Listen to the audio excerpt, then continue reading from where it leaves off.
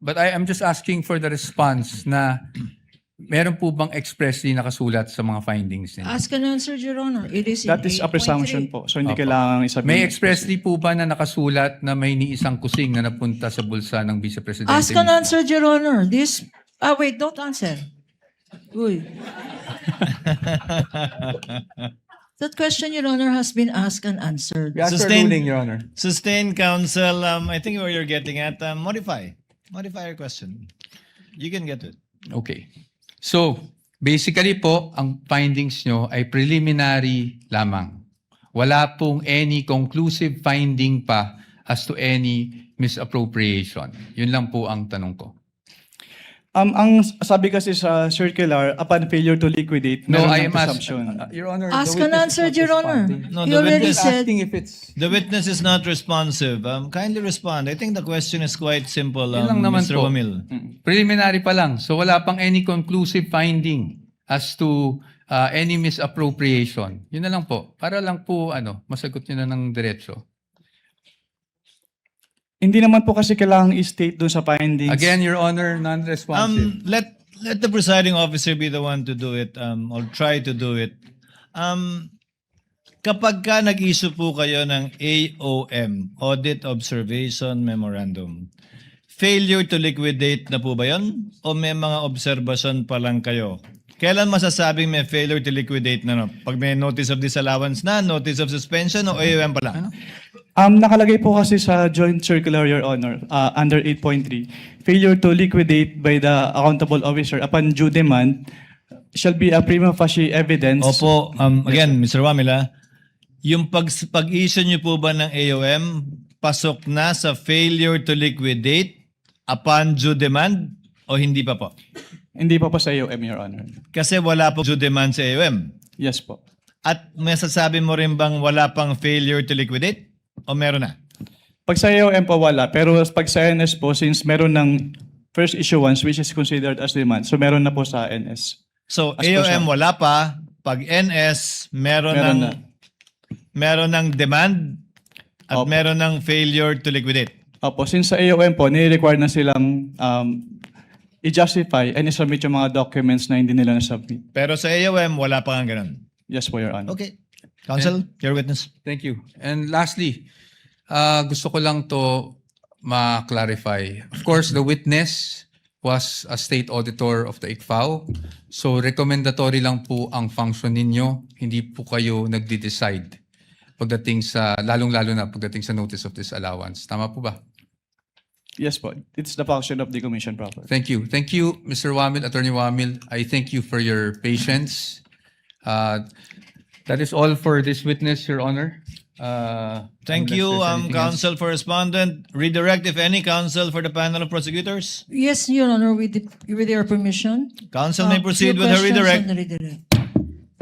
Mr. Witness, tinanong sa'yo ng counsel for the respondent kung meron kang special training para mag-audit ng confidential funds. Kailangan ba ng special training para mag-audit ng confidential funds? No, ma'am. Hindi. Hindi po. Okay. At ang basehan mo, sinabi mo, when you answered is, ang basehan mo ay itong joint circular. Yes. Okay. Now,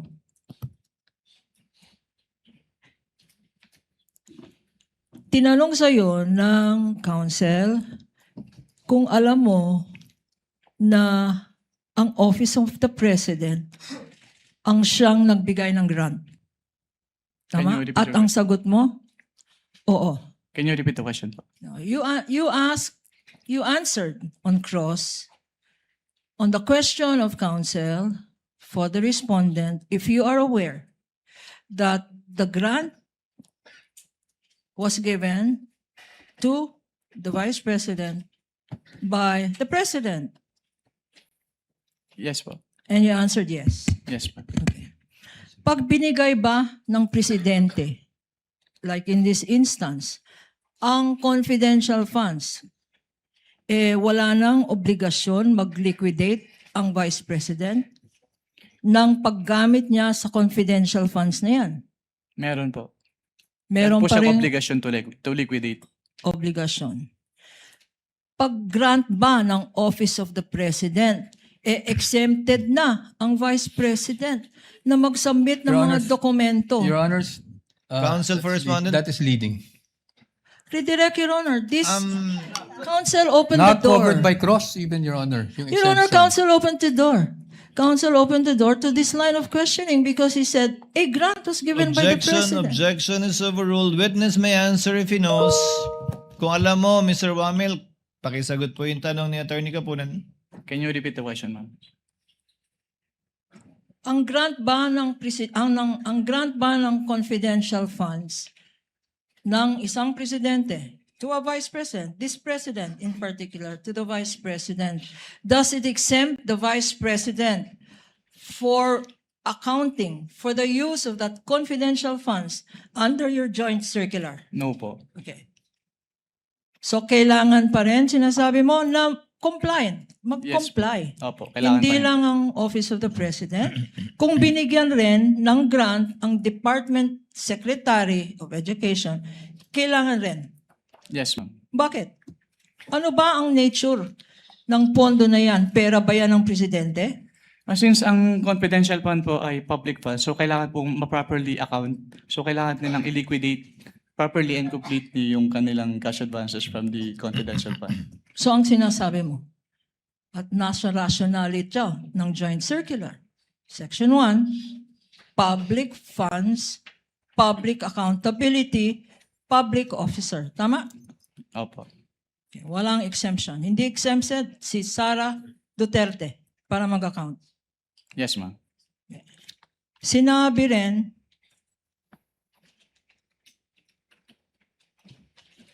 Counsel for the Vice President also said, the Vice President also said, tinanong ka tungkol sa ano ba yung accrual method of accounting.